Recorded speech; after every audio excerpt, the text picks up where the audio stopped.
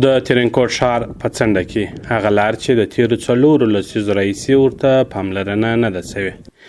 دا لار چې د ترینکوټ ښار شمال اړخ ته په شاوخوا 8 کیلومترۍ کې موقعیت لري، د کوټوالو څخه نیولې د دهجه، اسکاکرک او بلوڅي ترڅنګ د یو شمېر نورو سیمو زرګونه اوسېدونکي ورڅخه ګټه اخلي.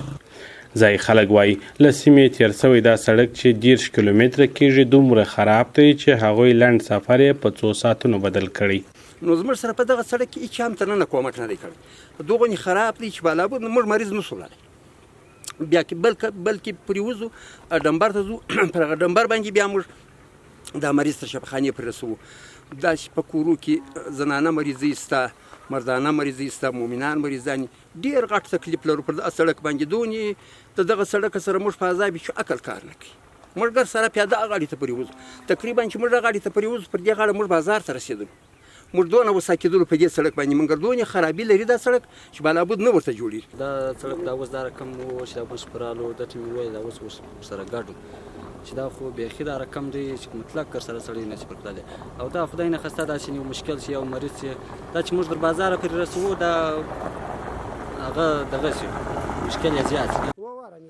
وایي د همدې امله کله چې دوی ناروغ کسان تر ولایتي روغتون او یا هم نورو روغتیایي مرکزونو رسوي، حالات یې مرګونی کیږي. وایي د اسلامي امارت په راتګ سره که څه هم د ولایت په بېلابېلو سیمو کې د رغونې او هوارکارۍ چارې ترسره سوي دي، خو د دوی یاده لاره چې د ښار سره په نږدې او غټنګ کې موقعیت لري پاملرنه نه ده ورته سوې. کلي خو نو ډېر کلي دي، ډېر خو نو 3 کلي دي، یوه د بلوڅي کلي ده، یوه د ککرک کلي ده، یوه د دهجه ده، یوه د کوټواله، 4 کلي کېږي. نو په دې باندې دا مخلوق چې څنګه راته کوي واجب موږ غواړو واجب د دغو څخه مشرانو څخه ځان موږ سړک راته پوه کړي، راته جوړ کړي. موږ ډېر د ستونزو سره مخامخ یو چې مریض پر دا لار باندې نشو بیولی، دغه پر لار باندې نشو بیولی، مقصد پر دغه باندې راګرځو، په ځا باندې راګرځو ځو بازار ته. نو چې دا سړک موږ ته جوړ شي موږ ته ډېر سهولیت شي، موږ ته ډېره وجه اساني ده او موږ ته ډېر دغه کېږي وجه شي. موټر که چیرې پر دغه لار باندې لار سمه وي، مثال 1500 افغانۍ کېږي او دوی چې موږ په کوزه باندې ورسره څرخو 1000 افغانۍ 1500 مصرف کېږي.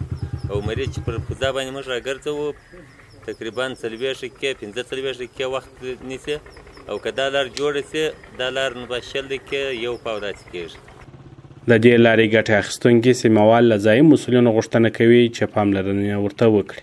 خلک وایي لسیزې کېږي چې سیمو ته د سړک په ګډون هیڅ ډول پرمختیایي چارې نه دي پیل سوي. بالا خو هغه پر شمه چې لږ مریضان یې ولاکه پر کلای سي، بالا خو پرې په پښو چې پر ولاړ سو پر خوشحالۍ پر مسکلونو په موټر کې نه سو پر کلای چې د پاسه اوبه راسي نه موټر پرې تاسي، حتی عاجزې کشنیان ګر دلته ولاړې کښتونه مې او دا سړک مو د پزې څه بیا حتی در کوټوالو دروله پرې پر دغه ټکي خامه دی چې خدای خپله لیدلی دی.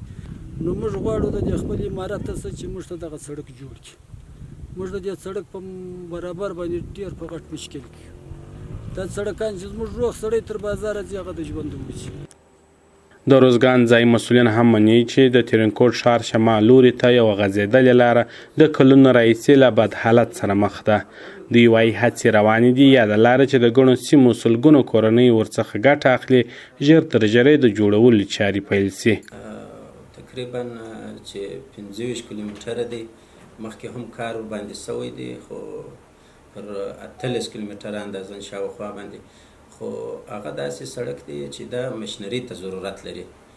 نو مخکې چې کار باندې سوی دی هغه صرف د کولنګ او د بیلچو داسې کار باندې سوی دی. نو موږ کوشش کوو تر اوسه په دې وجه پاته هم دی دا پاته برخه چې هغه مشنري ته ضرورت لري، او موږ کوشش کوو چې مشنري ورته برابره کړو.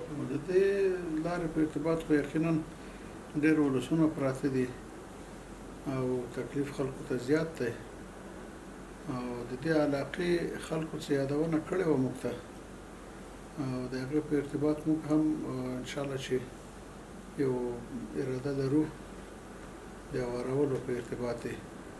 د یادولو ده چې سیمهوالو د سړک ترڅنګ هغوی ته د روغتیایي او ښوونیزو مرکزونو د جوړولو په ګډون په یو شمېر نورو برخو کې هم د پاملرنې غوښتنه کوله.